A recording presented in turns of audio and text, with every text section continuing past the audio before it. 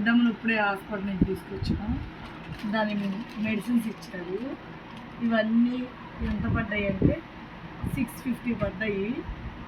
ఇంకా వెళ్ళి రావడానికి ఖర్చులు అన్నీ కలిపి 750 పడ్డాయి. ఏమేమి ఇచ్చారో చూపిస్తాను. మీకు ఏమన్నా ఇంట్లో పెంపుడు పిల్లలు ఉంటే, కిడ్స్ ఏమన్నా ఉంటే మీకు యూస్ఫుల్ అవుతుందని ఈ ఐటమ్స్ చూపిస్తున్నాను.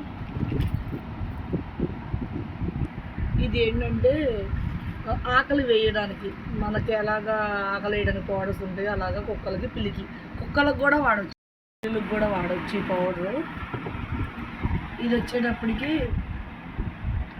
ORS అని మనం గవర్నమెంట్ వాళ్ళు ఇస్తారు కదా పౌడరు, వాటర్లో కలిపి ఎనర్జీ వాటర్ లాగా అలాగా. ఇది ఎలా కలపాలంటే పార్ట్ 2 చేస్తాను. ఇది వచ్చేటప్పటికి ఇది ఒక టానిక్, ఇది పేరు కుక్కలకి పిల్లలకి రెండింటికి వాడచ్చు.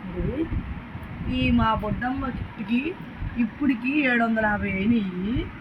ఇంకా నిన్న నైట్ ఏమో 300 రౌండ్ ఫిగర్ చేసింది.